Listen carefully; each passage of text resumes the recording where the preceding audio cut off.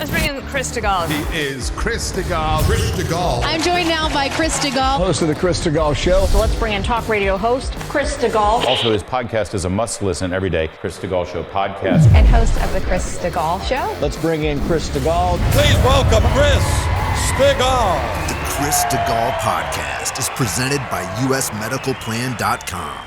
Save big money monthly and get better health coverage at usmedicalplan.com.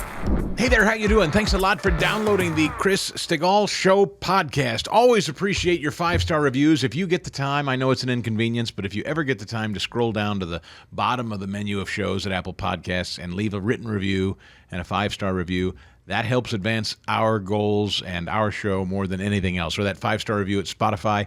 Grateful that you listen. I should also remind you that if you ever want to watch the video version of this for any reason, when YouTube allows it, we're on YouTube. And also you can check out the show on Rumble every day because that's where free speech lives all the time. So there is a video version of this for those of you that only listen to the audio, rumble.com and YouTube. It's all linked at chrisstigall.com. There's also a link and another video to watch about our title sponsor, John Ruhlman, and usmedicalplan.com, the guy that makes health insurance as affordable as he can possibly find it for you, but still covers you well. You know, the thing is, people ask me all the time, Chris, if I call John and he gives me a cheaper rate, does that mean I'm going to get cut rate insurance? No, not at all. John will shop with 80 different private health insurers that he has access to.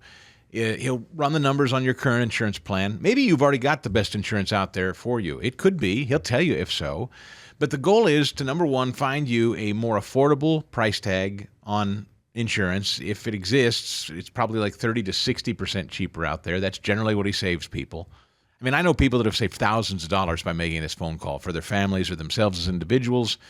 You know, if you're a senior and you need that supplemental insurance plan to go along with your Medicare, he can cover it. If you're a small business owner and you want to extend insurance benefits to your employees, but it's breaking your budget to afford those premiums to cover your employees, let John go do some work for you. And the great thing is he's an advocate. If you ever have any kind of issues with a doctor's bill or a hospital bill and your insurance, John and his team advocate for you. In fact, they'll jump in right now if you're in the middle embroiled in some kind of thing to help you transition into a new program and do your battles for you. That's what I really love. It's one-stop shopping in a area of our lives that's often very bureaucratic and time-consuming. John tries to make this as easy, affordable, and trouble and worry-free as he can. usmedicalplan.com, usmedicalplan.com, or 877-410-4321. We're running a campaign on behalf of all Americans. If elected, we will govern on behalf of all Americans. With Tim Walz and all of you at our side, let us fight for the promise of our future. Fighting for all Americans. Of course, unless you're a baby in the womb or a girl in a locker room or on a competitive sports team, or you're a Christian, or you're a Jew, or you're a parent concerned at a school board meeting. Other than that, yes, she will fight. They will fight for all Americans. Okay, so quite the show yesterday. I don't know how much of it you saw. I'm sure you saw the clips. There seems to be this collective wisdom that Republicans, you, me, all of us are heaving a sigh of relief this morning. Fast Eddie, are you heaving a sigh of relief? Are you kicking back? I will confess to you that I said to a friend of mine yesterday, I look at Tim Walz personally, and I think to myself, what has she done? However, caveat, comma, he also is someone that the hard rabid left is more excited about than anybody that's ever been chosen for a presidential ticket in history. So here's the question, class, and this is what we have to figure out as a country. I can't answer this. I'm asking us all to consider it.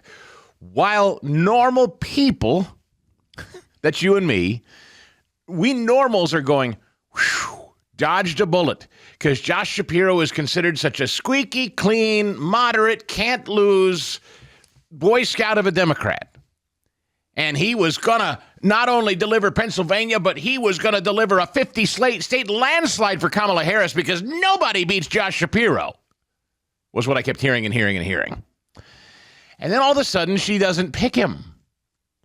And I hear everybody saying, whew, whew. Oh, Dodged a bullet there, Chris. Whew, good. Okay, we're good.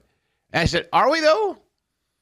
I mean, I'm sorry. I hate to be contrarian here. I look at Tim Walz, and you look at Tim Walz, and you go, this guy is bat crap crazy. And he is, of course.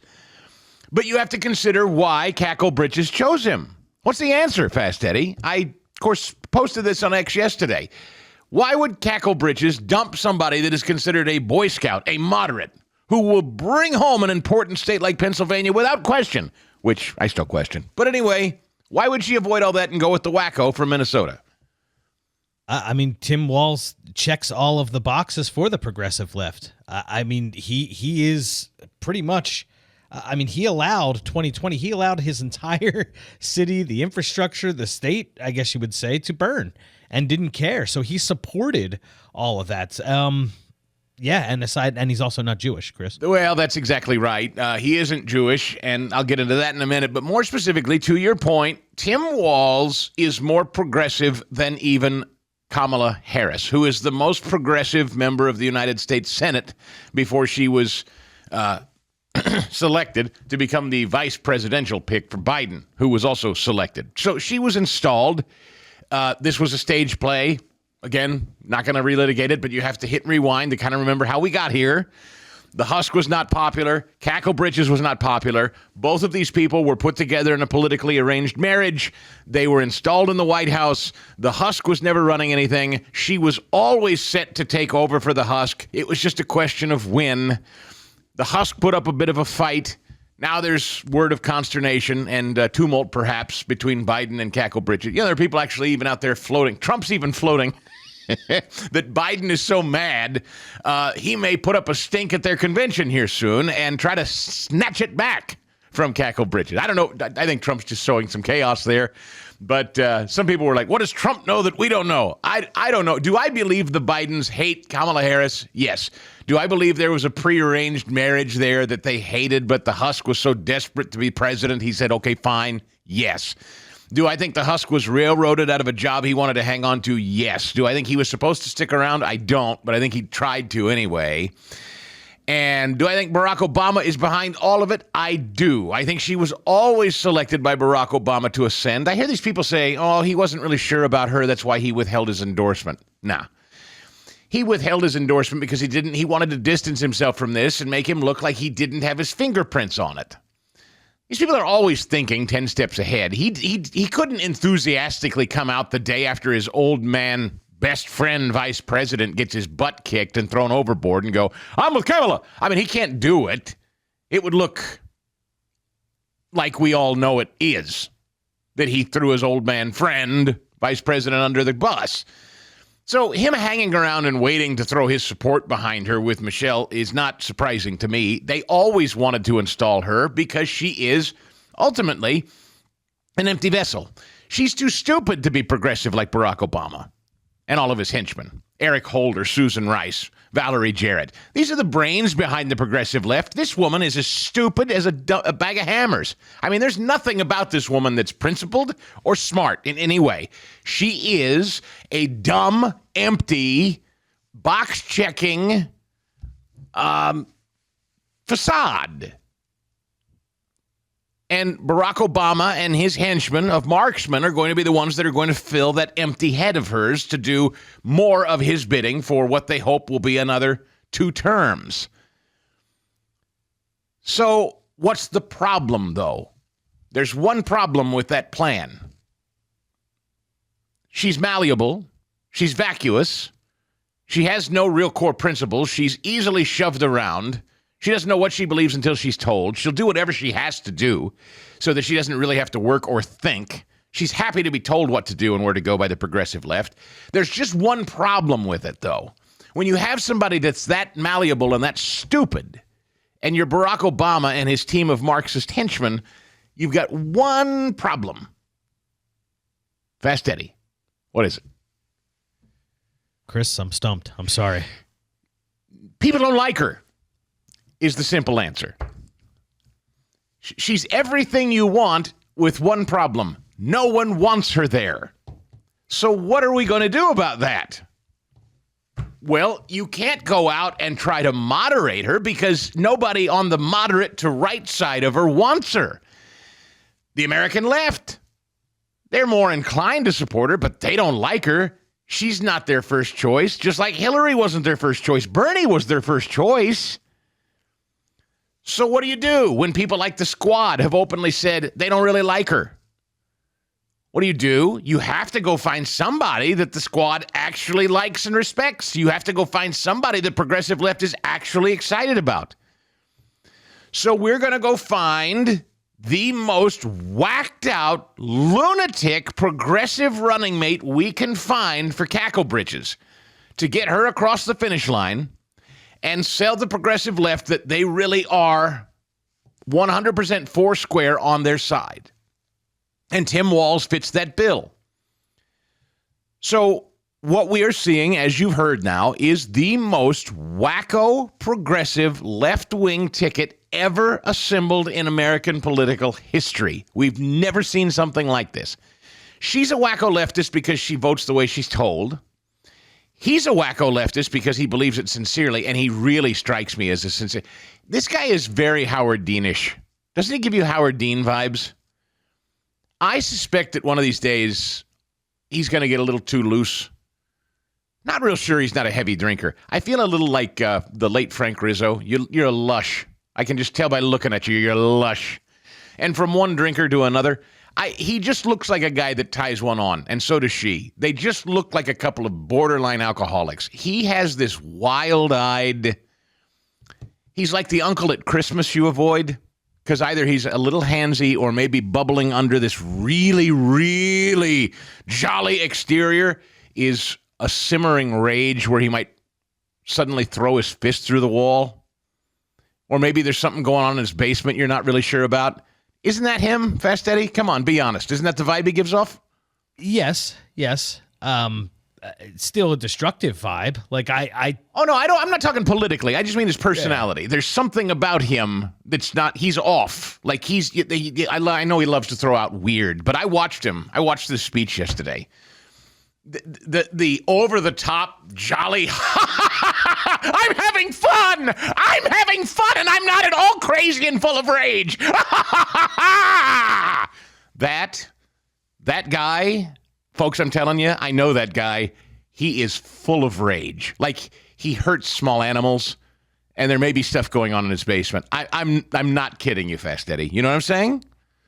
Yes, now I see it now, yeah. It's I am having so much fun. I'm everybody's avuncular best friend. I'm 60 and balding and really fat, and I look like I've got 2 carotid arteries about to pop at any moment. There's something I'm telling you, he's got a screw loose, and it may pop. He may go Howard Dean. Just mark my words. I can't. Not that the Howard Dean scream in this era would necessarily do damage the way it did to Howard Dean back then. But the question is, does his progressive record bother most Americans? Hard to say. That's where we come today. All of the things that he stands for that are committed doctrines of the left, are there more of those people? Are there more motivated people who like the idea of tampons in boys' restrooms and shutdowns and lockdowns and masks, teachers' unions, free college? What are the others? I'm not even sure I remember all the progressive agenda items, but he checks literally every box. She doesn't. They don't like her. Progressives don't like her. They don't trust her. Remember what AOC said. I think everybody kind of forgets this, but it wasn't too terribly long after they started trying to run the old man out that AOC and John Fetterman, and by the way, did you see Lurch last night at the Leocora Center? Oh, my. So out comes the crazy drunken uncle, Tim Walz.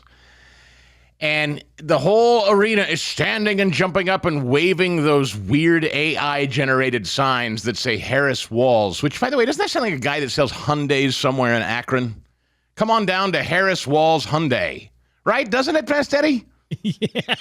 It's a weird name. Like, that's the guy that lives down the street and sells Hyundais.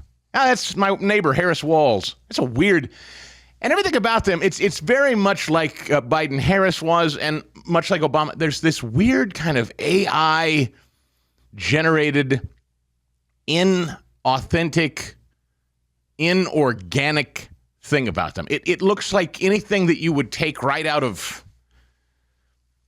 I don't. It's hard to even explain this. I've tried to explain this before. The Democrats have this weird, cold-looking, straight line, block letters. Everything looks like it's been, what's the word? Not computer generated, but what is it? 3D printed or something. Their entire world is 3D printed, Fast Eddie. It's not real. Everything about these people is fake. Yeah, no, and it started like those whole visuals. Remember, that all started with that office of the president-elect. That's right. With Biden. Like it was this stage and eerie. The weird screens. Yeah. And again, I don't want to, like Naomi Wolf said, I don't want to get in this tit for tat of, no, they're weird. They call us weird. They're weird. I mean, they are, but it's, again, normal people see this. I'm not telling you anything you don't know. But don't forget, the progressive left didn't like her, didn't want her, and didn't want them shoved into deciding to have to pick her. They're unhappy. She had a decision to make. I got to shore up what this pick to me says yesterday is, I got a problem. We've got a problem. The progressives aren't excited about her. We think we outnumber Trump. We think we outnumber Trump supporters. But if we don't get these progressives excited and do something to excite them, we don't think we can get her across the finish line, is my calculation. And Fetterman's body language last night tells the story of a lot of very unhappy Democrats still at this hour who are like, I know I've got to be a brave little soldier and agree to this Harris Walz ticket. But while this whole arena was jumping up and down and screaming and waving their 3D printed signs, there sat Lurch, arms folded, never moving, Fast Eddie. Did you notice? I did, Chris. I actually particularly took note while Josh Shapiro was speaking, surprisingly. Yeah.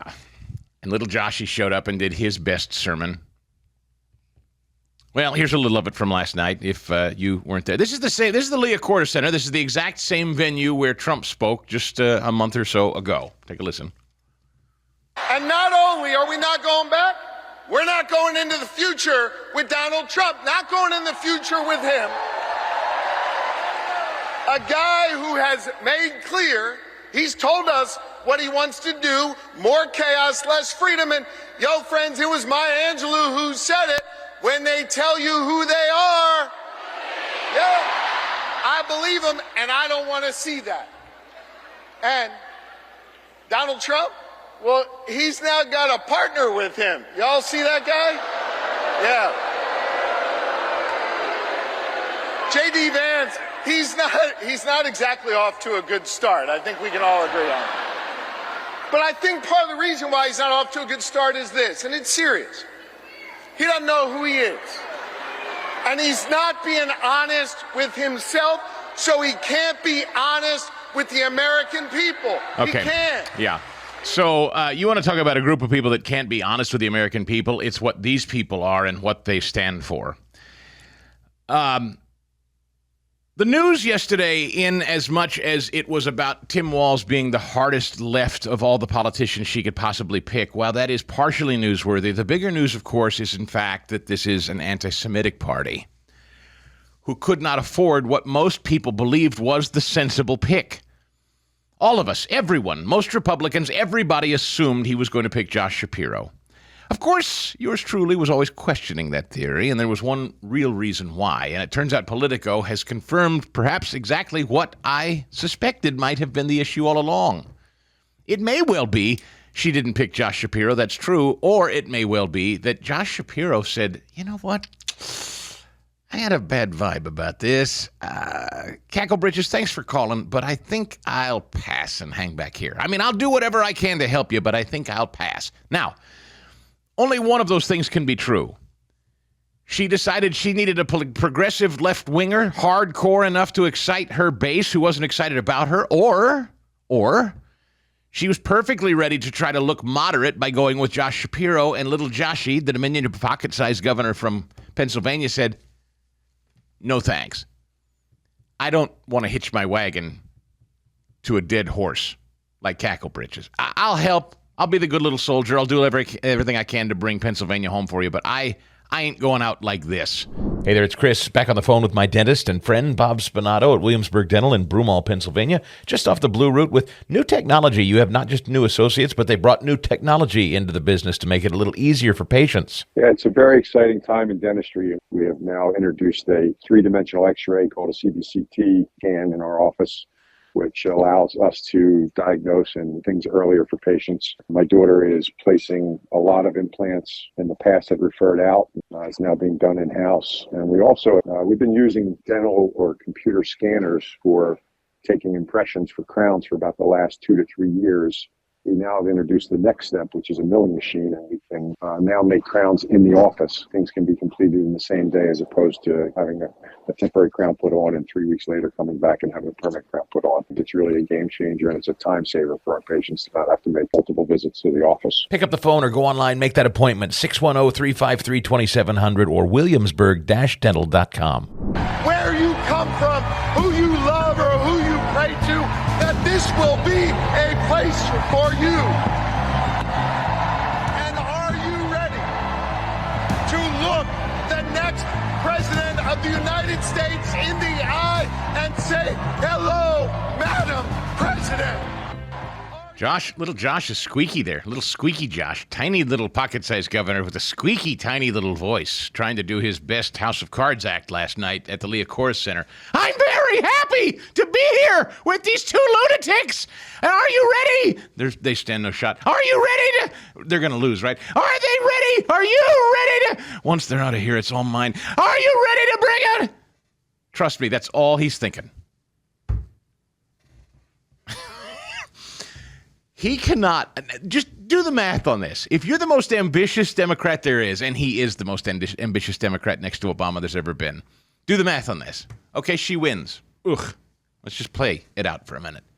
He's into what, year number 2? What I'm saying is 2 terms of Kamala Harris is going to overlap his finish at governor. He will be out of a job as governor, and she will still have at least a couple of years in her second term.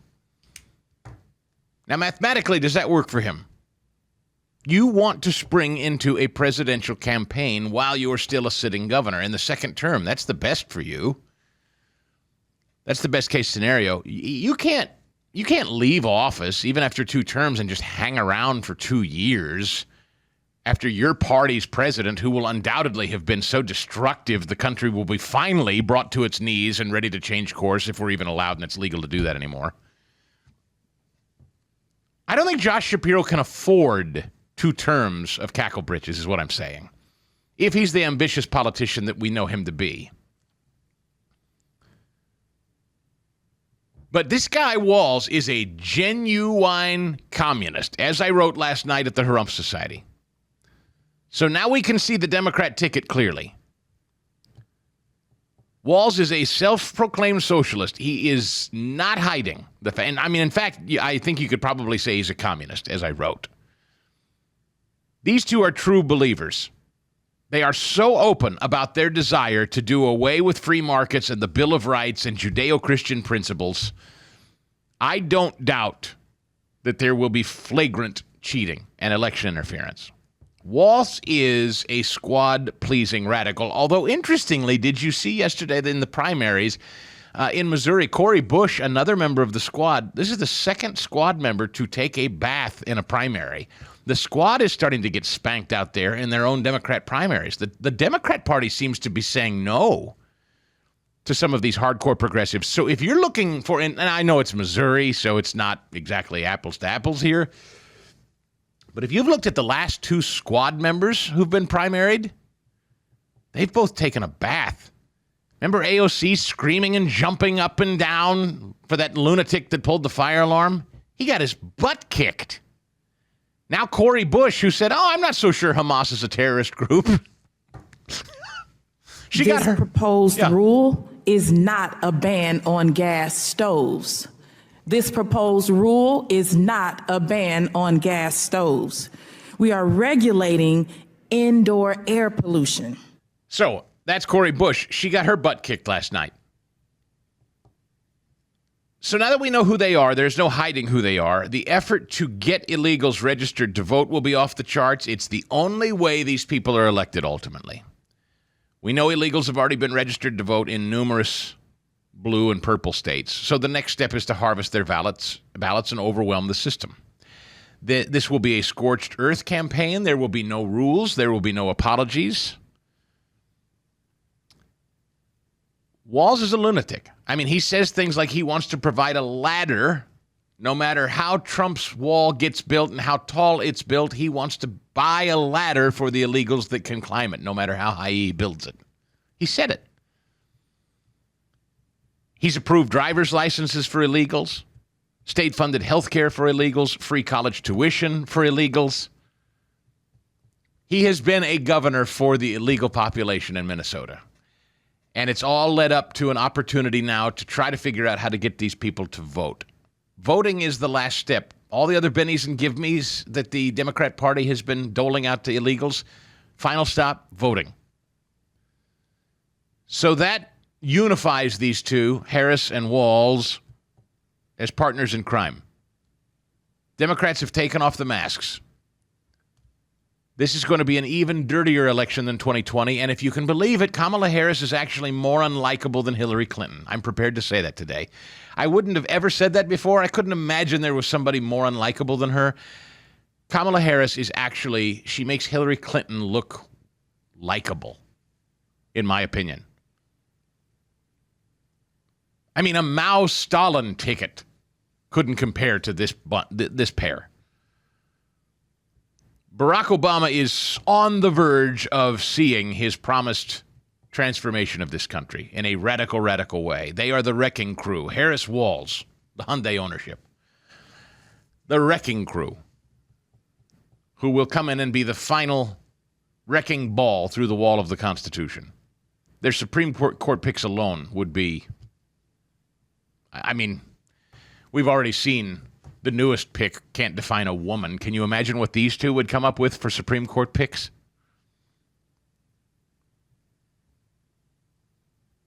And it all starts, of course, with harvesting votes from illegals. You know, Friday there was this big protest in Washington, D.C. on this very issue. Friday, while I was filling in for Seb, a protest broke out in Washington, people marching in the streets for illegals' right to vote. Ironic, isn't it?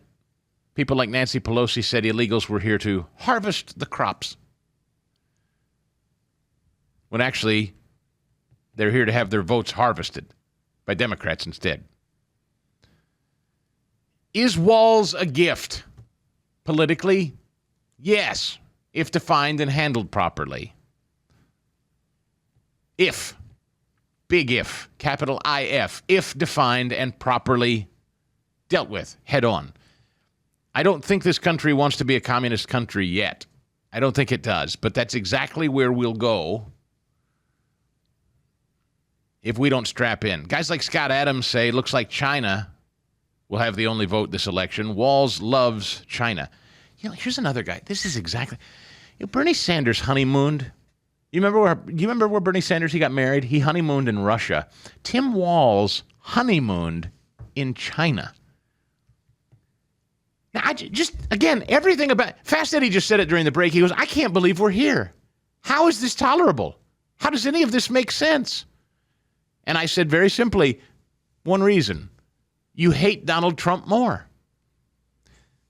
This country, half of it anyway, is under a mass hypnosis of hatred for Donald Trump that they can't even explain. They literally can't. And if you challenge somebody to explain why they hate Trump, they can't. They're just so pre-programmed with hatred for the man. They are willing to ignore what is as plain as the nose on our faces, that the guy that was their nominee got completely sandbagged. They installed a woman no one wanted. They picked the most radical left-wing progressive governor ever, and they've paired them together. They shivved the Jewish moderate guy from Pennsylvania to get here, and everybody saw it. And it's all fine. It's all out in the open. They're just ignoring the will of 14 million Democrat voters. And it's all fine. It's all out in the open, and they're doing it all out in the open, and it's fine because they hate Orange Man more.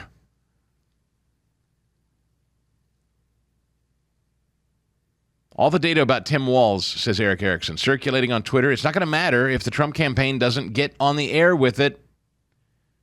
The media is not going to talk about it.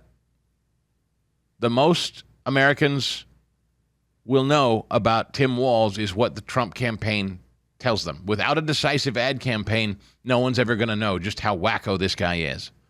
Scott Adams says China's going to have the vote here. Walz loves China. China probably appreciates that. China controls TikTok. TikTok controls American minds. Scott says a 2% shift in support will decide the next president. If China tells TikTok to push the heat button, it's over.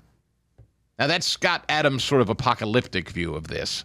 I don't know that I believe TikTok still has that kind of power, maybe over the youth vote, but I've still not seen any evidence that young people drive elections. I could be wrong here. I'm not saying it can't happen. I'm just saying I don't see any evidence of it yet.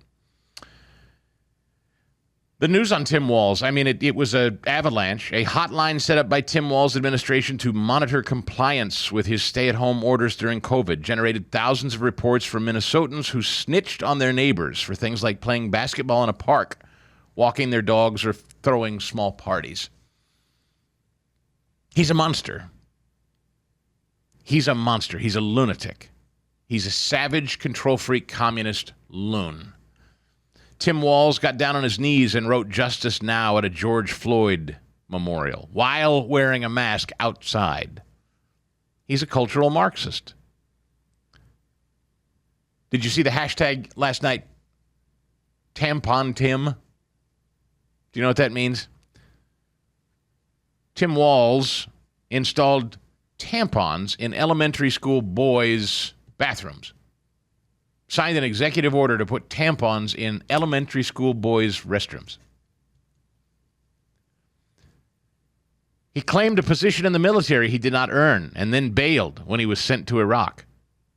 He then got into politics, where he, again, mandated tampons in boys' bathrooms. And it goes on and on and on. Service members blasting Tim Walz for lying about his position, quitting after finding out that his unit would be sent to Iraq. He let BLM rioters burn his state to the ground. He forced schools to put tampons in boys' bathrooms. A lot of that's going around. Wants to give ladders to illegals to climb the border wall. Set up a COVID snitch line.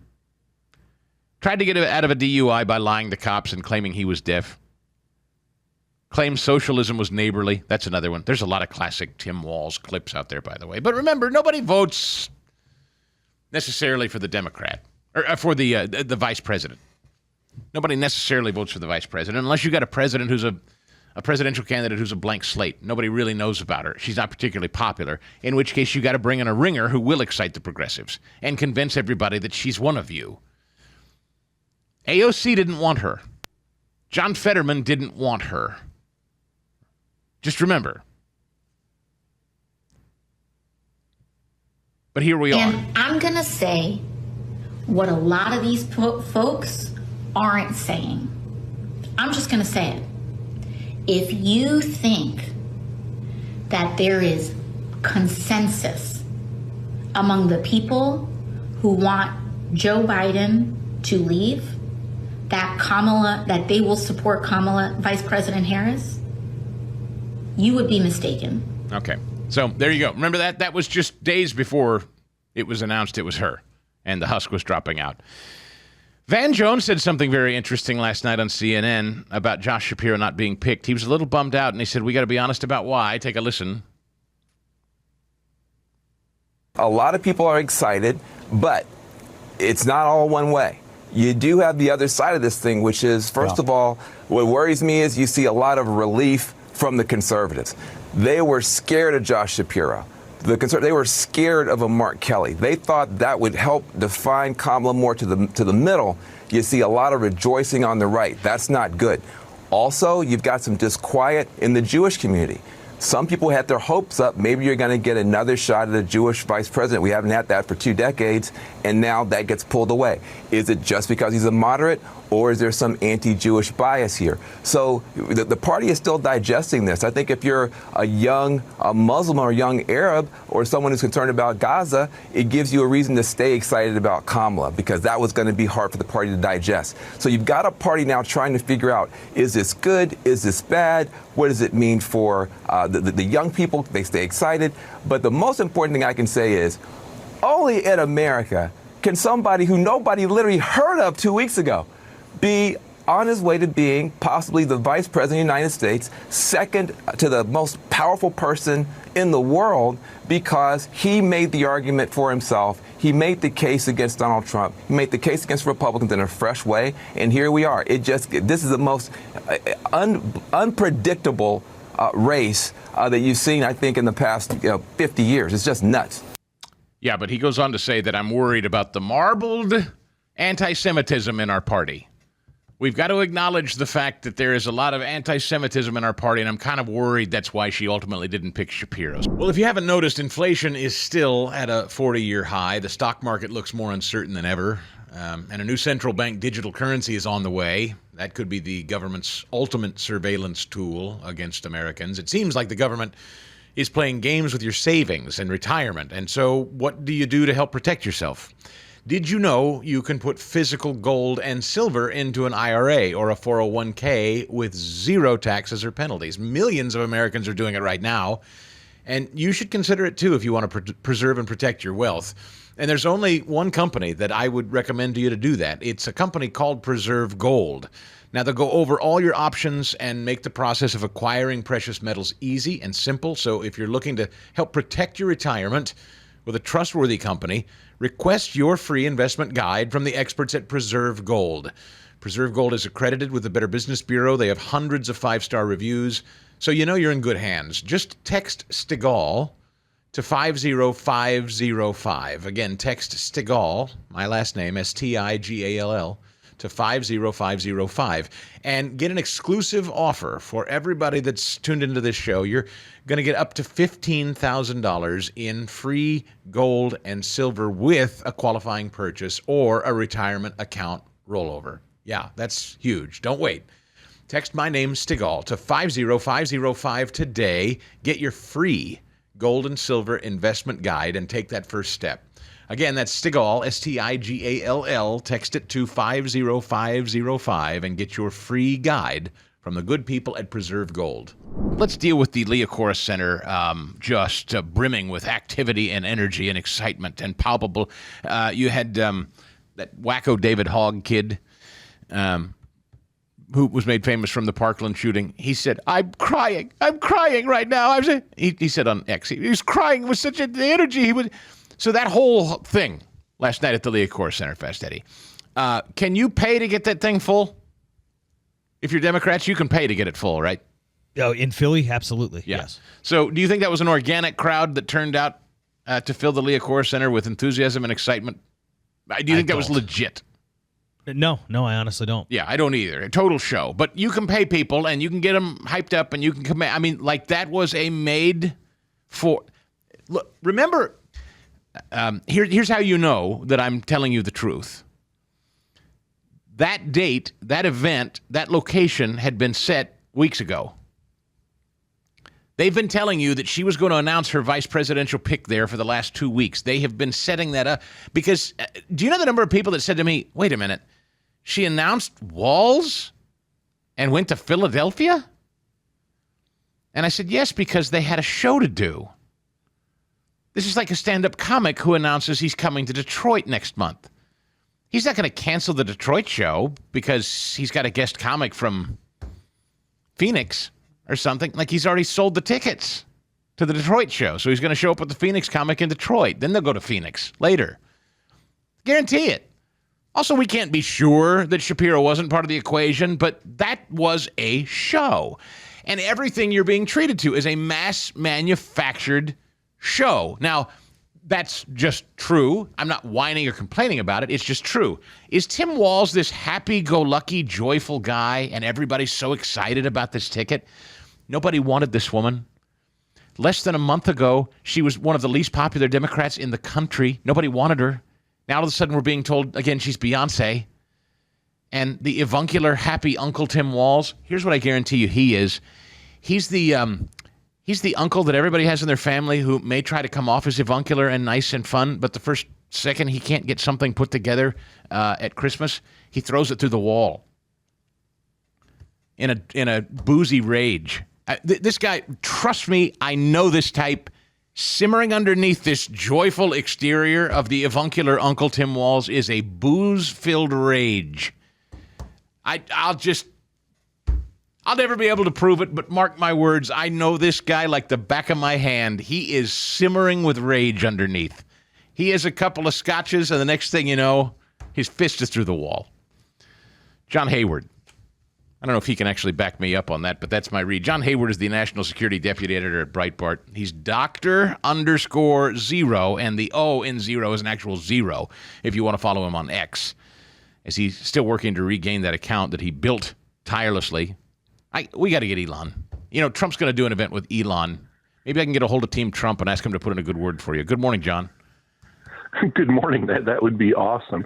Tim Walz, he's look at all the stuff we're finding about this guy. He set up a snitch line so that people could rat out their neighbors during COVID, and people were calling and saying, "My neighbor's playing football with his kid in the yard. Send the cops." And that's who Tim Walz really is. Not happy or cheerful. And his wife said that her favorite pastime during the BLM riots was to roll down the windows so she could smell your homes and businesses burning. She loved that smell. So you're going to tell me that this guy is some cuddly, lovable teddy bear and his wife is a Stalinist hell beast, and somehow that couple makes sense? No. Tim Walz is an ugly piece of work. And this whole thing, like you said, it's so phony, it's so manufactured. They're cranking out polls that said Kamala jumped like 6 points over where Biden was, in the course of 2 weeks. Really, like the whole country hated Joe Biden, wanted him to go. They hate the inflation. They hate everything that's happening to them. They're watching the world teeter on the brink of war, but now they're all going to applaud because the old man's gone and his vice president that never did a thing during her entire time in office is going to take over. That is so phony. I mean, I've never seen as phony a movement as this. John, the Politico headline, Harris chooses comfort food, will America bite? They are trying to sell this guy, Tim. Again, if there's anything more phony than Kamala Harris, she may have found it in Tim Walz. Again, as you say, that this guy is cuddly or nice, Minnesota nice. Remember Amy Klobuchar, who was also said to be Minnesota nice, and she chucked binders at her staff's head? These people are off their rockers up there. They're lunatics with rage. And while Kamala Harris is a vacuous kind of empty vessel, this guy is a committed progressive Marxist. I would say ideologically, he's probably more in line with the destruction of the country and Barack Obama's vision than she. Yeah, I mean, he literally left his state in flaming ruins. Is that what America really wants? After years of suffering under Joe Biden and Kamala Harris's policies, now they're going to happily vote for Harris and somebody that's as much of a wackadoo as she is, if not more so. So completely out of tune with everything in this country. Now, I know a lot of this supposed euphoria has got to be because dejected lefties were punching out of the race under Biden. They didn't think there was any chance he was win. They weren't sure he was going to be alive, on November 7th, never mind that he was going to win the election or anything like that. And then suddenly they get the young vice president, and she's a historic woman of color, and that gets them all excited. Identity politics really gets their juices flowing. So you've got young Democrats out there saying, I can make history by getting the first black woman elected, and that's got them all jazzed up. That is a sugar high, and it's not going to last very long compared to the reality of what's been going on in America under Democrat control. This party is an absolute dumpster fire, and everything it touches turns into an unholy disaster. The American people would be absolutely suicidal to give the Democratic Party another 4 years in power. You're just driving the country right off a cliff if you do that. And there are people that want to, no doubt about it. But I don't think they're enough to win a presidential election. We're in a weird time, as you know. We all understand, those of us who are sane and not full of hate and rage for Donald Trump, we're in this bizarre time where their hate for Donald Trump clouds any sanity or clarity. And so everything that we know and that you've said and that I've said, it's not real. I mean, we're literally living some kind of stage play. It's everything about all of this should not make sense or be acceptable to any thinking American, regardless of Trump. And I'm not even talking about voting for Trump. I just mean no one paying a modicum of attention should find this acceptable on any level. Just as a a democracy, as they like to shout, our republic, our system. It's been hijacked. It's been upended by this stage play, John. I mean, maybe it's just whining and does no good to whine about it, but I wonder how many, if there are such things, moderate Democrats see this too, and maybe won't say. I've been trying to calculate how many people will just say, yeah, this is too far, and I'm going to vote for Trump, but I'm just never going to say so. Is that possible? Are there millions of people that just say, all right, I'll vote for the guy, but I'll just never tell anybody? Yeah, I think there's a bit of that. I think the shy Trump voter is a real phenomenon, especially when hating him is so fashionable and people want to be fashionable. They want to seem cool. But in their heart of hearts, they're thinking, I can't afford groceries anymore. I can't do this anymore. So I think there's going to be some of that. And I think there's also a thing going on in politics. It's been going on for a lot of my life, but things were different, I think, really when I was young back in the 80s. But a lot of people now vote as a way of extending their contempt, signaling their contempt against people they don't like. They're not voting for something affirmatively. They're voting to throw the middle finger at people they despise. And there's a lot of that mechanism going on now. They're going to rally around Kamala because they hate the bad orange man and they hate his voters and they hate the January 6th insurrectionists. And that's all they care about. They don't care that the country is going to come down in ruins around their ears. As long as the people they don't like are unhappy the day after Election Day, that's good enough for them. And there's a dynamic like that among some people on the right, too. And I think that's really deformed our politics. So much of it is about contempt signaling now. Yeah, that's smart. That's exactly right. It's what am I against? Which it used to be the old axiomatic thing about voting was people don't vote against something. They want to vote for something. You're actually saying now there's a good swath of the country where it's actually the reverse. That they're happy to vote against something. Like they're trying to beat a team they don't like, as opposed to even caring what the team they support stands for.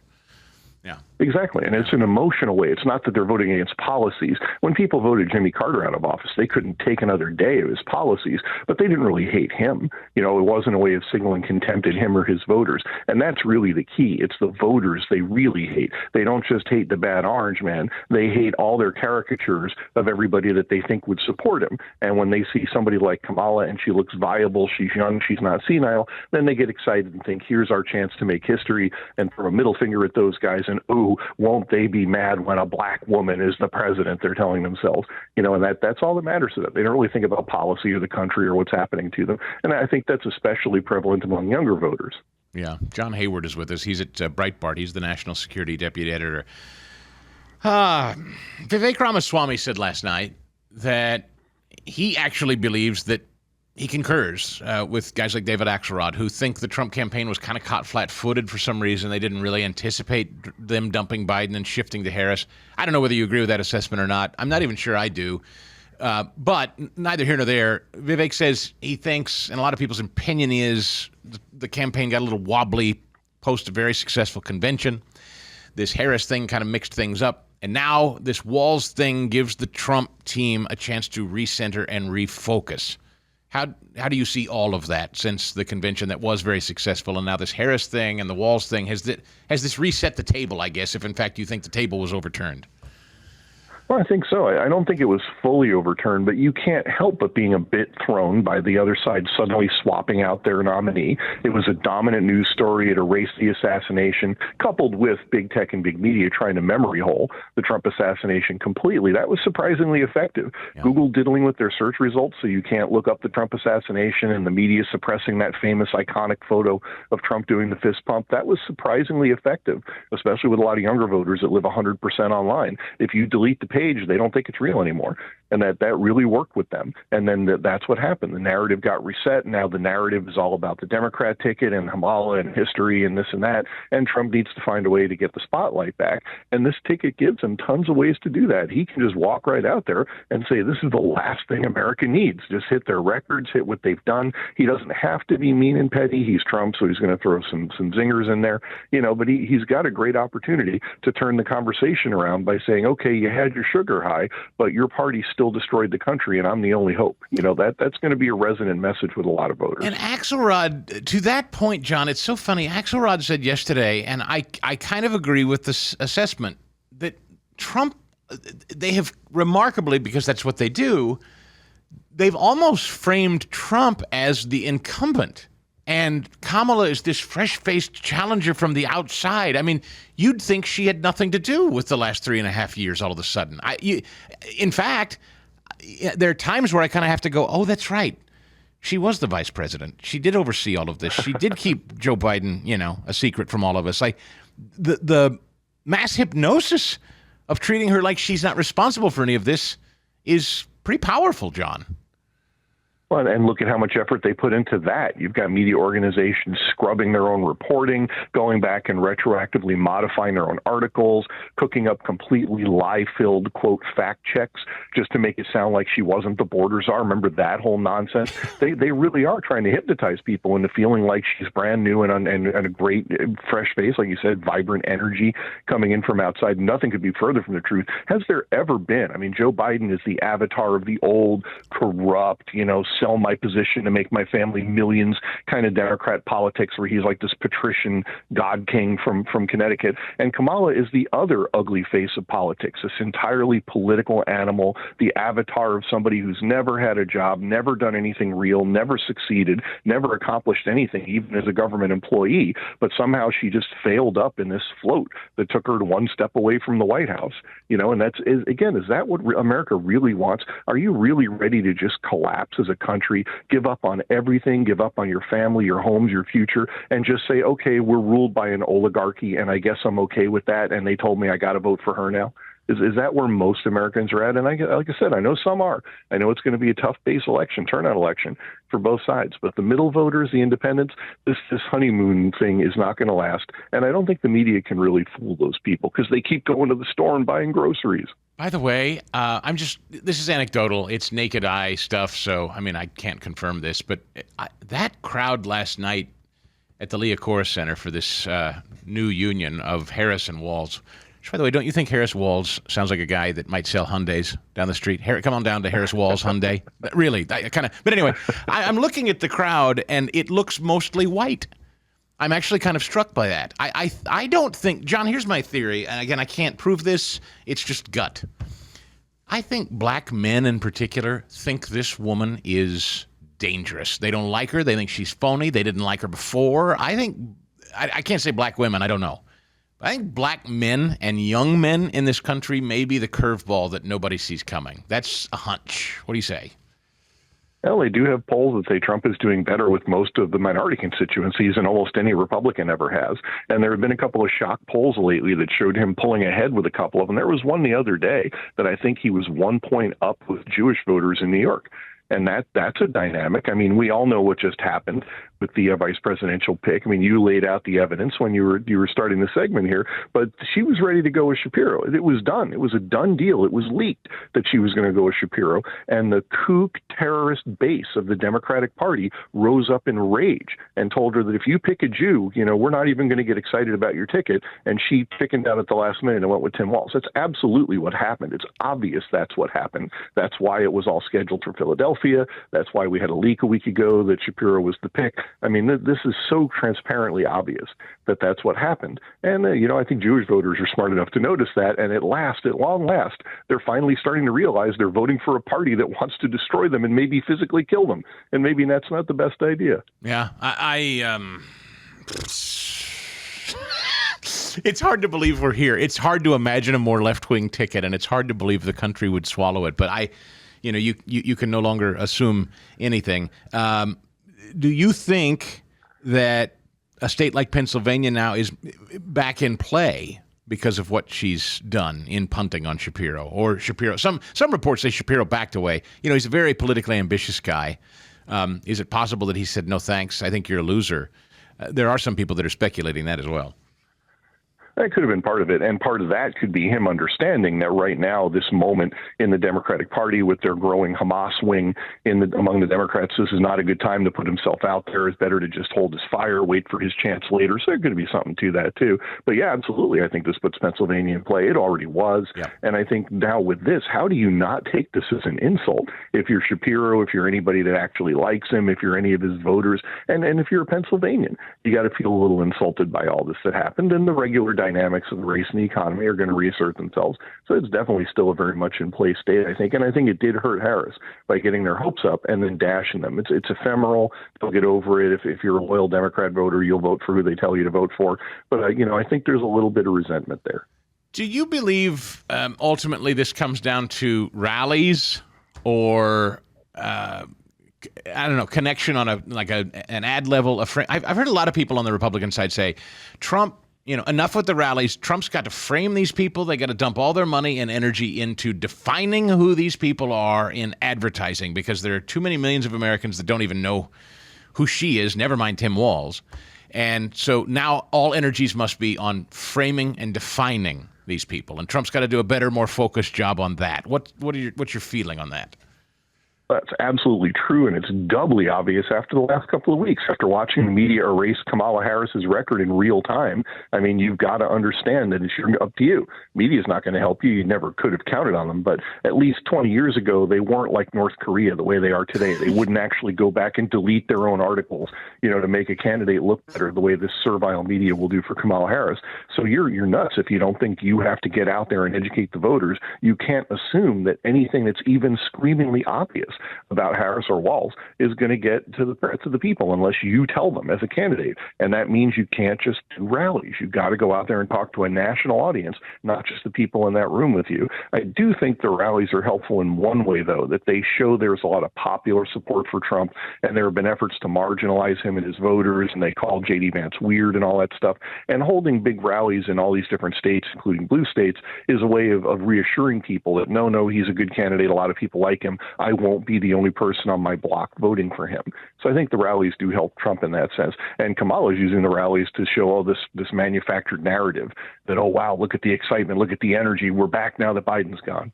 Yeah, I don't know. I've been watching this footage of this rally last night. Like it if you told a 3D printer make a rally, that's what your 3D printer would spit out last night.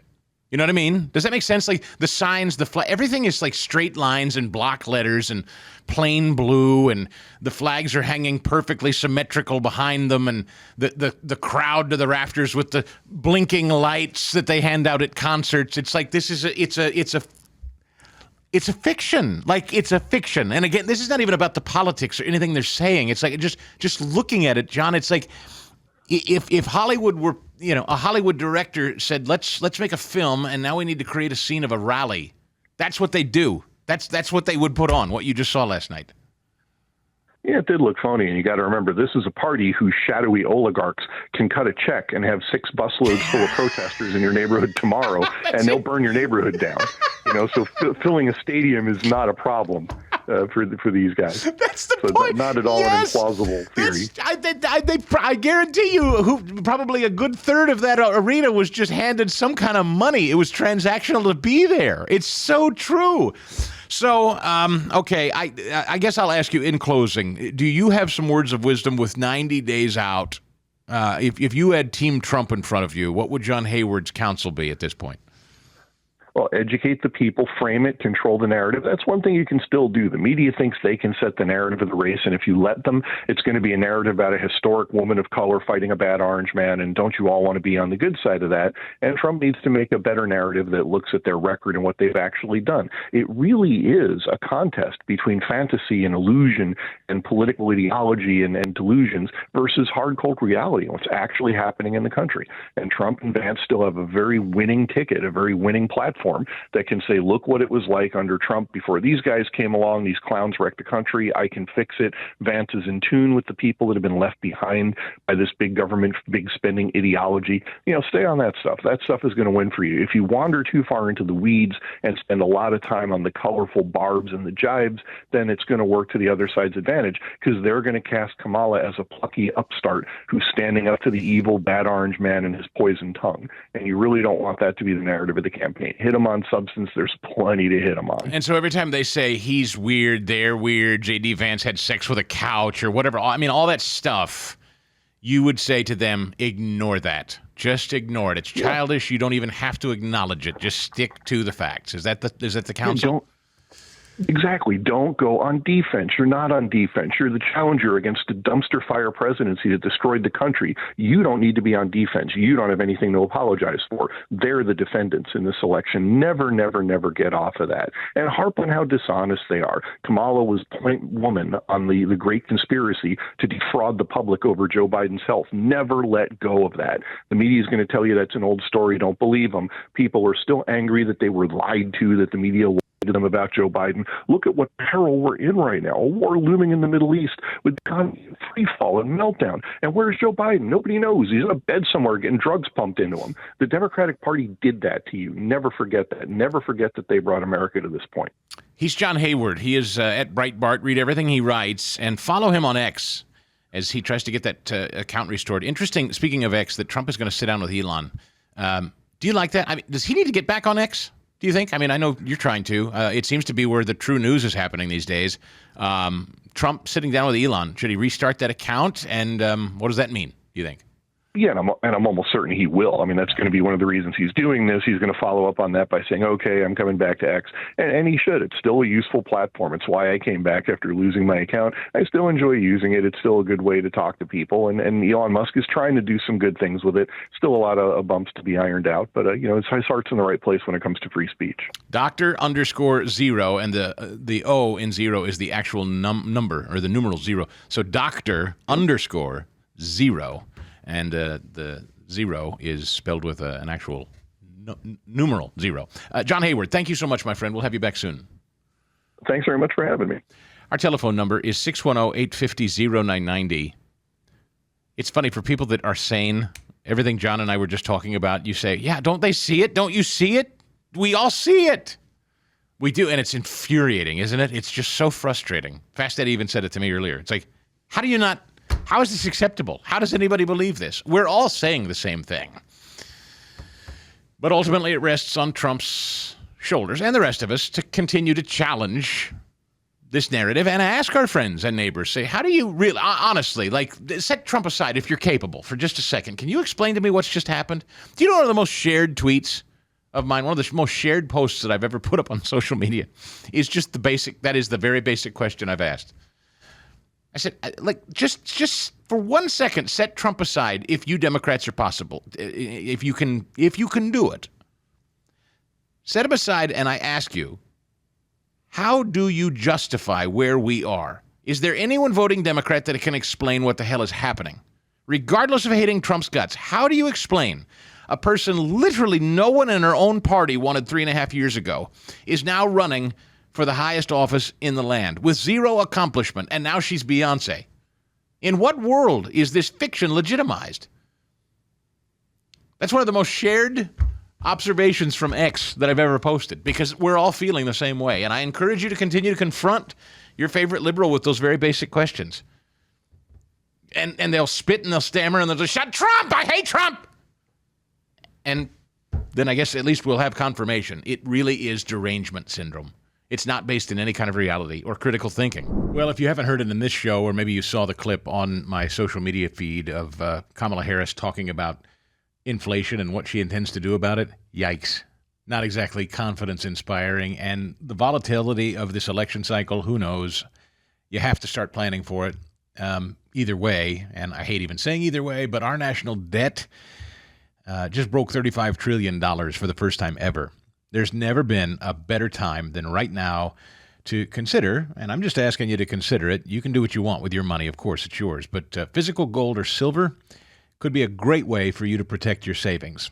If this election does go hinky, does go sideways, no reason to think things aren't going to get worse, I'm sorry to say. And the good news is there is something you can do right now ahead of whatever future chaos might be coming, and that's to work with our sponsors at Wealth Protection Research. They found a gold partner called Sasco Gold. That's S-A-S-C-O. Sasco specializes in helping everyday Americans like you and me protect retirement accounts like 401ks, IRAs, and TSPs, and they use a loophole that allows them to convert into physical gold or silver tax and penalty-free those funds from your 401k and IRA and whatnot. So this is fascinating. I had not heard about it before. They will explain it all to you. Text the word truth to 76627. 766 to learn more. That's 76626 if you'd like to learn more. Just text the word truth to that number. Now, you can break free from your captive retirement account and have the peace of mind of knowing your retirement savings aren't just tied up in one fund. Some of it can be stored in gold and silver that you control. So if you're interested in learning more about this and how you can protect your retirement money in solid stuff like gold and silver, get that free gold investment kit that explains it all to you. Sasco Gold will send it out to you. All you have to do is text TRUTH to 76626. Our buddy Drew from Sasco Gold standing by to help you if you reach out today. All right, just text TRUTH 76626. Talk with them about it. It's really interesting. Maybe you decide you don't want to. That's okay, but it's an interesting concept. Again, tell Drew Chris sent you from the podcast, all right? Your free gold investment kit and your conversation with Drew awaits. Just text the word TRUTH to 76626 right now. J.D. Vance did make a stop in South Philly yesterday, and I think the reason you get the sense you're not hearing as much from Team Trump or people like J.D. Vance is I don't think media wants to let you hear much from J.D. Vance. My impression is they're trying to keep J.D. Vance under wraps. They don't want microphones and cameras on him, and if there are, they don't want to let you know what he said. Because when you hear what he says, everybody keeps jumping up and down saying they're not framing the Kamala Harris campaign properly. They're getting distracted. They're not framing and defining. And I just disagree respectfully. I think J.D. Vance is, and you just don't get to hear it. So allow me to play a little of J.D. Vance so you can hear. In fact, he does just that. Listen. This is a guy who, when rioters were burning down the biggest city in Minnesota, was actively cheering them on. You think the black business leaders in Minneapolis are grateful, the working class business leaders are grateful that Tim Walz allowed rioters to burn down their businesses? You think that people are grateful to have a guy who wants to ship manufacturing jobs off to China? Yeah, and he went on. He talked about Josh Shapiro not being chosen. Well, look, the only thing I'll say about Josh Shapiro is I genuinely, there's some fans out here, I genuinely feel bad that for days, maybe even weeks, the guy actually had to run away from his Jewish heritage because of what the Democrats are saying about him. I think that's scandalous and disgraceful. Whatever you believe or whatever disagreements on policy you have about somebody, the fact that that race, the vice presidential race on the Democratic side, became so focused on his ethnicity, I think is absolutely disgraceful. Yeah, he's right. And of course, that worked. Josh Shapiro, defensive much? He showed up at this little rally last night. I am proud of my faith. You can put Democrats on defense, and Josh Shapiro demonstrated it last night at this rally for Kamala when he was shouting at the audience, I want everybody to hear me. I'm Jewish and I'm proud of it. Right, whatever. One more from J.D. Vance, and then I want to turn to Tim Murtaugh. J.D. Vance is also laying this on thick. He's doing it on X, and everywhere you find him, he is reminding people this person, we're pretending to be the Democrat nominee, Kamala Harris, and pretending as the vice president, isn't talking to media or taking any questions, and he's keeping account. We're going to hit the road, but I want to make just one final observation. I know most of you. I like all of you as people, or at least I like the ones of you that I know. I think that you guys have got to do a better job at actually forcing Kamala Harris to answer questions. This is a person who's been the presumptive Democrat nominee for 16 days. She hasn't taken a single real question from a reporter. The American people deserve to get to know the people who want to lead them, and I think it's shameful for Kamala Harris, but increasingly for the media, that she's taking a basement strategy of running from reporters instead of getting in front of them, answering tough questions about her record, and letting the American people know who she is. President Trump and I take hostile questions. We take non-hostile questions. We get out there and talk to people because we respect the American people enough to want to persuade them and not to try to run from them. So I think you guys got to do a better job. That's my humble opinion. So that's J.D. Vance. And as I said, I think he does an outstanding job when media allows you to hear from him. Tim Murtaugh was the communications director for the 2020 Trump re-election campaign. His best-selling book, Swing Hard in Case You Hit It, My Escape from Addiction and A Shot at Redemption on the Trump campaign, has gone gangbusters. His Line Drive podcast with our pal Hogan Gidley is fantastic as well. And what a great day to have you on, Tim. Welcome back to the show. You heard what I just said. You heard what J.D. Vance said. The criticism I hear from a lot of listeners, Tim, is, oh, the Trump, they're just not framing her right. They're not getting through. They're wasting their time. They're getting distracted. I actually don't agree. I'm wondering if the media can actually shut them out and keep her from answering any questions for 90 more days, Tim. Good morning. Good morning, Chris. It's great to be back with you. Yeah, I mean, I think your take is right. And I think that people who think that the Trump campaign is not framing things correctly can be forgiven for thinking that if they're getting their news from the regular mainstream media, because the mainstream media will show listeners and viewers only what they think will help the other side. I mean, it's quite clear that, I mean, if you go back and look, try to find a negative story about Kamala Harris over the course of the last 16 days specifically. You're not going to find one. This is truly an unprecedented honeymoon that she's getting. What happened is that the press was complicit in trying to cover up Joe Biden's infirmity. And when Joe Biden blew it in the debate, it exposed all of them. And the media got really mad at him for, blowing the deal. Hey, man, we did our part by concealing it. You were supposed to do your part by not embarrassing us. That's why they're so relieved to have Biden out of the picture, and they are 100% behind Kamala Harris. So no one's ever going to get a fair shake. It doesn't matter if Trump and Vance do 99% of every single interview is directly on message. The media is going to point to the 1% that's not.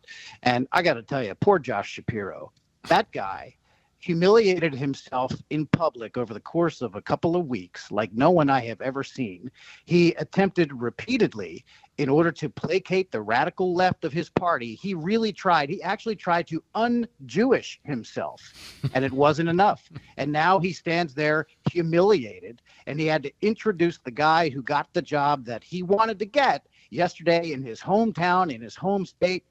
God, what an abject humiliation. And really, by the way, am I right, Tim Murtaugh, that it's rare that you get Democrats on defense, but he was clearly defensive on that point. He came out, when you use that platform to shout, I am not ashamed of my faith, that got to him.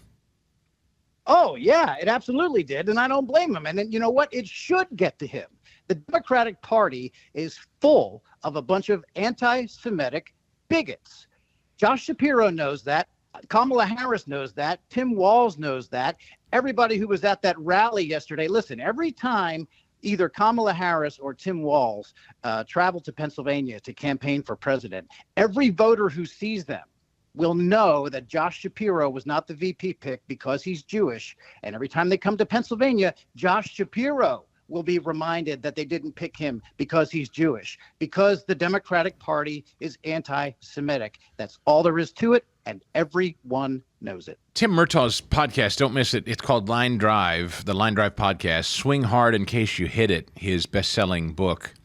I can hear some people say, look, Chris, you just whine and you complain, but that's not going to get it done. You can't whine that the media doesn't cover you. You got to figure out a way around it. I see every time I download a YouTube video, I see a Kamala Harris ad. I'm just drowning in Kamala Harris ads. What the hell's Team Trump doing with their money? Aren't they buying ads? That's another thing I hear, Tim. So what do you say? Well, of course they are. And just because you happen to see a Kamala Harris ad, it's not a zero-sum game. It doesn't mean if you see a Kamala Harris ad, that means there is not going to be a Trump ad running somewhere else. You can't stop Kamala Harris and the Democrats from running ads. You're going to see their ads. The simple fact of Donald Trump running ads too elsewhere is not going to negate the Kamala Harris ads you see. And I think, look, people can't have it both ways. You can't complain that all you hear from the media is Trump framing things the wrong way and then say, hey, I want you to stop complaining about the media. Because if you get all your information from broken media, you're going to think the candidate is the problem when in fact it's the broken media.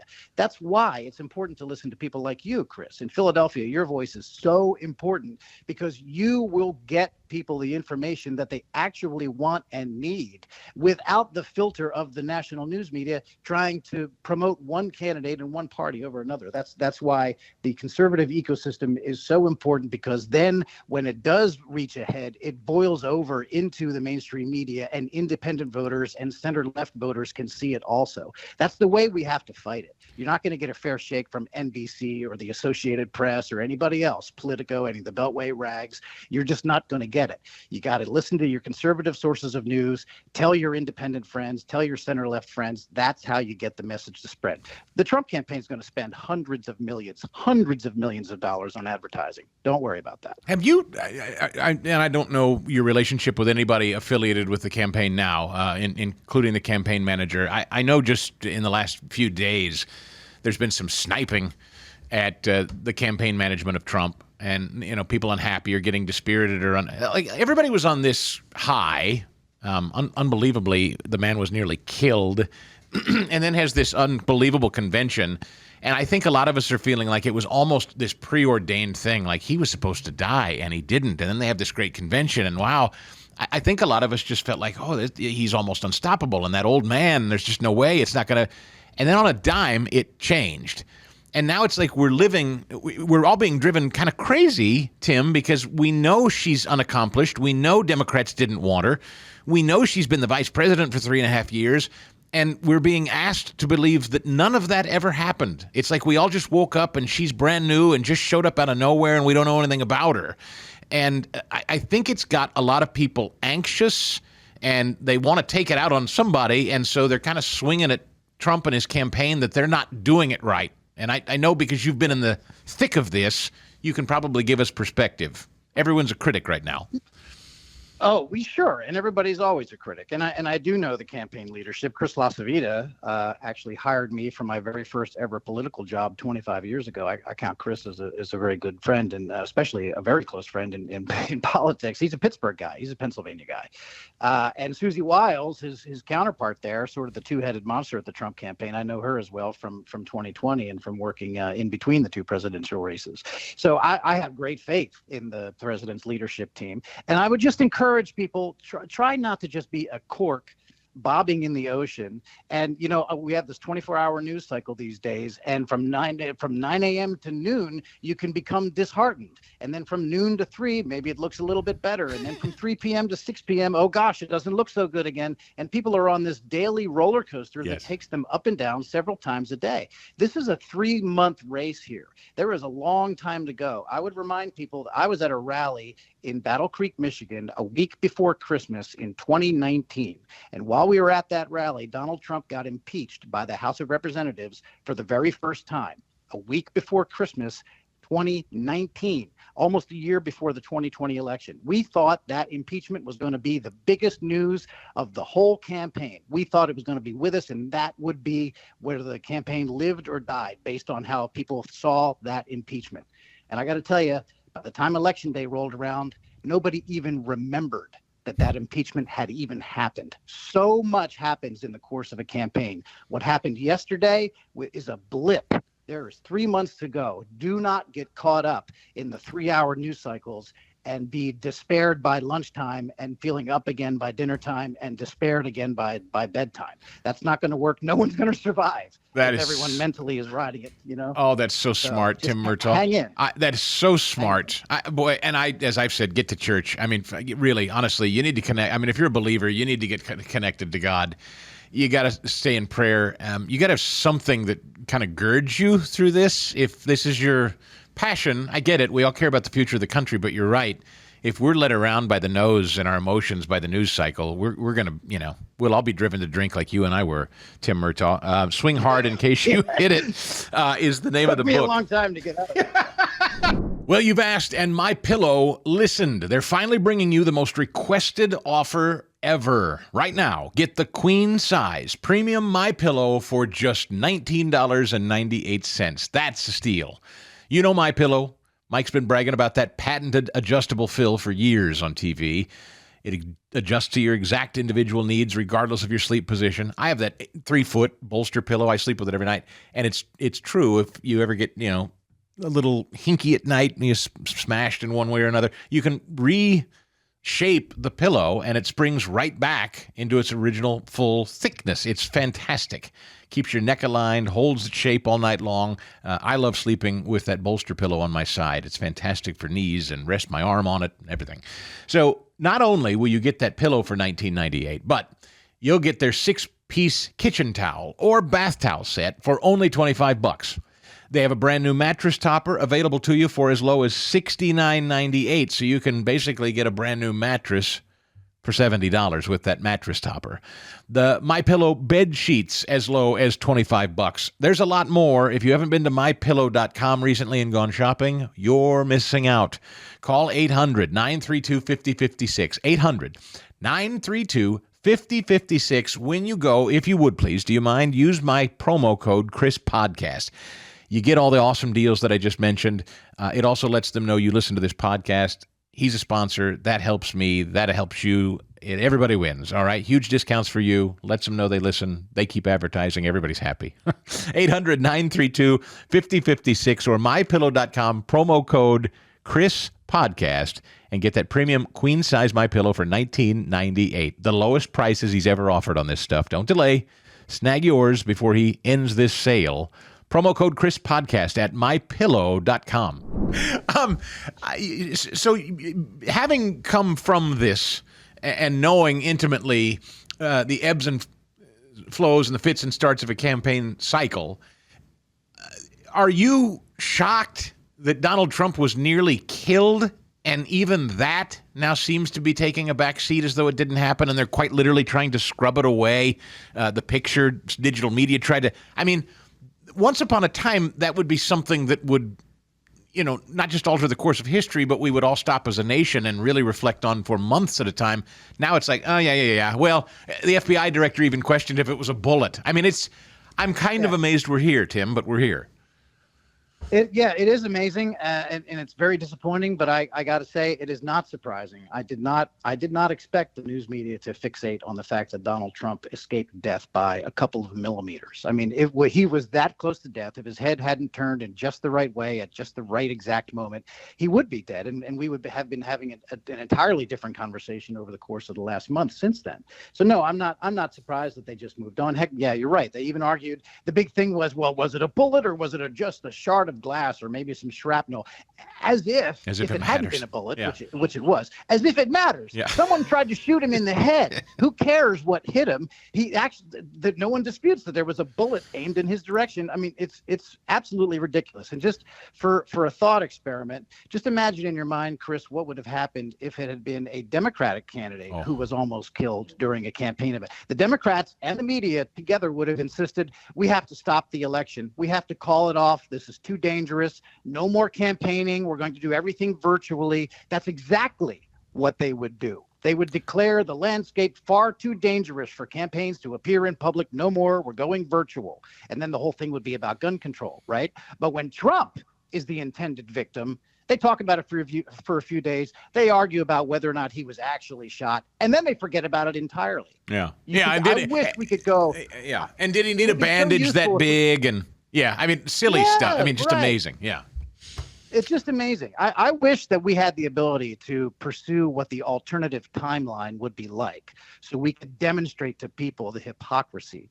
Look, this is how you reacted when it was a Democrat. This is how you reacted when it was Trump. What in God's name is wrong with you? I wish we had that technology. Tim, do you believe that they can avoid questions and saturate media and, with propaganda ads? Can they do this for 3 months and win just by spending money and propagandizing and avoiding media like Biden did and you guys dealt with during the COVID era? Can they win that way? Or is the reality of what we're living, particularly fiscally in this country, does that still matter enough that even all the propaganda in the world can't buy people's realities away? Yeah, listen, I'm afraid to break the news, but yeah, they can win that way. They absolutely can run out the clock just like they did. It worked for Biden. Yeah. He hid in the basement. And heck, when he was in the White House, he hid in the White House because they were trying to keep him away from the eyes of the public because they knew how bad he was. They absolutely can conceal her. And quite obviously, they are attempting to do that. And here's the reason why that can work, Chris, and why most Americans won't know that she's hiding, because most Americans don't consume news and information the way you and I and your listeners do. Most Americans don't. And so they're not fully aware of what Kamala Harris is or isn't doing. And they may not they know certainly what their own economic situation is. But if they're paying attention, they'll know who's responsible. If they're not, they see the TV ads, and it could. That's why people run TV ads, because it influences people's thinking and their behavior. It's not just politics. Everybody advertises for those reasons. So yeah, it can work. That's why everyone has to scream as loud as possible. Tell your non-conservative friends, your independent friends, your left-leaning friends exactly what's going on. Tell them, don't believe NBC News. For God's sake, don't believe CNN. Turn on your radio. Look around the internet. There are a zillion alternative news sources. You don't have to go to, Morning Joe to figure out what's going on in the country. But you are not defeatist in the sense that this can't be overcome. Because I think some people hear what you say and they go, well, they've got more money than we do. If they run out the clock and just saturate, online, digital, on the air, then they just win because they can outspend us. And you'd say what to that? Well, they are going to outspend us. I don't think that is going to be any kind of mystery, but we absolutely can overcome it. Trump beat Hillary when he was outspent wildly in 2016. I think we would have won in 2020. I firmly believe. Say what you want about election day shenanigans and all that stuff. I don't believe any of that stuff is ever going to be provable. What did happen was the global pandemic. Yep. And I think without the global pandemic, Donald Trump would be finishing the end of his second term right now. I think that is indisputable that he was on a glide path to re-election until the pandemic occurred. So he can win. It's not going to be an easy fight. We're going to be outnumbered. We're going to be outgunned as far as money and the support of the media. No question of that. But if we looked at those circumstances and declared the whole thing insurmountable, then we might as well give up politics altogether. We'd never win any elections for dog catcher or city council or anything. If that's going to be our attitude, you have to fight. Donald Trump doesn't get up in the morning and go, oh, man, I'm never going to make it. I might as well go back to bed. Yeah. That is not his attitude. The leader fights. Look how he jumped up off the stage. They tried to shoot him in the head, and he jumped up and is pumping his fist, telling everybody to fight, fight, fight. 20 seconds after he survived an assassination attempt, he's up pumping his fist, exhorting the crowd to fight on. That is the attitude that everybody needs to emulate. Oh, so good, Tim Murtaugh. And the pick of J.D. Vance, I hear some people say, well, he's fine, but gosh, I don't know. Was that strategically? Maybe if he'd done something flashier, sexier, more interesting, maybe a woman, maybe somebody of color, maybe somebody, like a Vivek who's a little, more silver-tongued on TV or what. I mean, people really obsess about that stuff. The pick of Vance, are you pleased with it? Could there have been a better pick given now looking in, the rearview mirror, knowing all we know now? Yeah, look, J.D. Vance is an excellent pick. He is MAGA. He's America first. He is the guy who carries the message. You can count on him to go out and deliver the message, throw some punches, have some sharp elbows. And he's young. And so as the MAGA movement moves on, Donald Trump's not going to be a candidate or president forever. There has to be a new generation, and J.D. Vance can be that, no question. And I think compare him, because Donald Trump he's been president already. There's not a single person in this country who's not familiar with Donald Trump. Donald Trump, I believe, is the most famous human on the entire planet. He doesn't really operate by the same rules of picking a running mate as other candidates for president do. Kamala Harris does have to follow the old guidelines, which pretty much say that you need to get somebody on your ticket who brings something to the table that you yourself do not have. So with Josh Shapiro, what was he going to bring to the table? Oh, I don't know. How about the possibility of winning Pennsylvania almost automatically? That was a pretty big draw for Josh Shapiro. But instead, what she's done is, because he's Jewish, obviously she couldn't pick him. But Walz does the opposite of what Harris needs, because what he brings to her ticket is his leftism. He is a committed, raging leftist. Now, Kamala Harris has spent the last 2 weeks trying to get rid of all the previous leftist positions. She's lying, saying that she's changed her position, or having staff do it, right? So she's been trying to escape her leftist ideology, her leftist record. Picking Tim Walz just reinforces what she's been trying to run away from. It's an inexplicable pick, politically speaking. J.D. Vance, solid pick, very good for the future. Trump is Trump. He doesn't really need an assistant. He doesn't need an understudy. And Harris does. Yeah, does that tell you Tim Walz dragged her all the way back? Yeah, picking Tim Walz does what then? In my view, here's what I said. She doesn't really have a lot of street cred with progressives. She was dead last in the primaries, and nobody wanted her 3.5 years ago. Nobody wanted her. I don't see any evidence that people want her now, other than the manufactured hype. And so is Tim Walz like the genuine article progressive that might excite her own base? Is that what they're worried about? They may not even be able to excite her base to get people to turn out for her without somebody like Walz. This is exactly right. This is what the Democrats have detected. There was great excitement. Everybody was really worried. I'm talking about the Democrat faithful and the media now, right? Everybody was very worried about Joe Biden when he was still their candidate. They all kind of knew that the gig was up, and everybody knew what the truth was about Biden. And then there was this great relief when he agreed to step aside, and then the powers in the party, Obama and Pelosi and the rest, rammed Kamala Harris down everybody's throat. And so it was artificial enthusiasm because they were happy that their big Joe Biden dilemma was over. So now the dust has settled and everybody's like, well, this is actually not that exciting. And she has already made the left a little bit jumpy by even considering Josh Shapiro, the Jewish guy who the pro-Hamas wing of the Democratic Party can't stand. So she picks a raging leftist who's not Jewish and calms everybody down. And you know, Josh Shapiro, he supports school vouchers and all that stuff. He had a lot of enemies on the left. Yeah. So she picked a leftist. She's the rare presidential candidate who actually needs the vice presidential candidate to rev everybody up. No one's excited about her. Yes. And this is artificial. Honestly, look at Tim Walz. Is he an exciting guy? He's not. You know what I think? I said this. He, to me, looks like one of those guys that so falsifies his happiness. Underneath, he's probably a guy, and you know a little something about this. I'm having fun with it because this was me. He mollifies this bubbling rage underneath, maybe with a couple too many drinks, and this overabundance of joy and happiness. But really, he's throwing his fist through a wall behind closed doors. There's something very angry and unsettled about this guy, in my view. Well, I can see that bubbling below the surface. Absolutely. Yes. And I do know exactly what you're talking about. I had a guy on X yesterday. I said something, disparaging about Tim Walz, and some guy I don't know, but I see him pop up in my replies from time to time. He said, "Tim, come on, the guy's a former high school football coach. What's wrong with you?" And I'm like, what?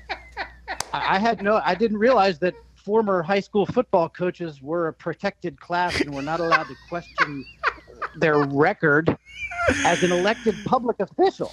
If I had known that, heck, before I went out and got my 2 DUIs that I wrote about in my book, by the way, I would have made sure to be a football coach first.